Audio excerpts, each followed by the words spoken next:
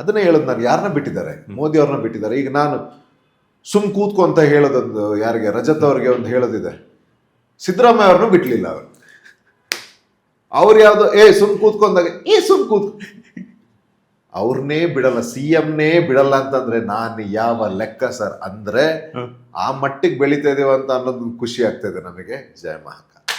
ಈ ಜೈ ಮಹಾಕಾಲ್ ಯಾಕೆ, ಯಾವಾಗಿಂದ ಧ್ರುವಂತ್ ಅವರ ಲೈಫಲ್ಲಿ ಆಡ್ ಆನ್ ಆಯ್ತು ಅಂತ? ನನ್ನ ನಕ್ಷತ್ರ, ನನ್ನ ಇದು ರಾಶಿನೇ, ನೀವು ನಂಬ್ತಿರಲ್ವ ಅಂತ ಗೊತ್ತಿಲ್ಲ, ಆರ್ದ್ರ ನಕ್ಷತ್ರ, ಮಿಥುನ ರಾಶಿ, ಶಿವಂದು ನನ್ನ ನಕ್ಷತ್ರನೇ. ಆಮೇಲೆ ನನಗೆ ನನ್ನ ಆದಿ ದೇವರು ನನ್ನ ರುದ್ರ, ಜಯ ಮಹಾಕಾಲ್, ರುದ್ರ, ಕಾಲಭೈರವ ರುದ್ರ ಅಂದರೆ ನನಗೆ ಭಾಳ ಇಷ್ಟ. ಆ್ಯಂಡ್ ನನ್ನ ಲೈಫಲ್ಲಿ ಎಷ್ಟೇ ಟಫ್ ಸಿಚುವೇಶನ್ ಬಂದಾಗ ನಾನು ನನ್ನ ಜಪ ಡೈಲಿ ಮಾಡ್ತೀನಿ. ನಾನು, ನೀವು ಬಿಗ್ ಬಾಸಲ್ಲಿ ನೋಡಿರ್ಬೋದು, ನಾನು ಮೆಡಿಟೇಷನ್ ಮಾಡ್ತಾ ಇರ್ತೀನಿ. ನನ್ನ ಶಕ್ತಿ ದೇವರು ಅವರು. ನನಗೆ ಅವ್ರು ಒಬ್ಬರಿದ್ರೆ I can face whole world. ನೀವು ನೋಡಿದ್ರಿ ಆ ಎನರ್ಜಿ ಬರೋದು ಅವರಿಂದ ನನಗೆ. ನಾನು ಏನನ್ನ ಬೇಕಾದರೂ ಫೇಸ್ ಮಾಡಬಲ್ಲೆ, ಇಡೀ ಪ್ರಪಂಚವನ್ನು ಫೇಸ್ ಮಾಡಬಲ್ಲೆ. ನನಗೆ ಆ ಎನರ್ಜಿ ಬರೋದು ಅದು. ನನಗೆ ಒಂದ್ಸತಿ ಜಯ ಮಹಾಕಾಲ್ ಅಂದಾಗ ಐ ಗೆಟ್ ಸಮ್, ಆ ಪವರೇ ಬೇರೆ. ಆಮೇಲೆ nothing can stop me. So ಅದು ಹೇಳ್ತಾ ಇರ್ತೀನಿ ನಾನು.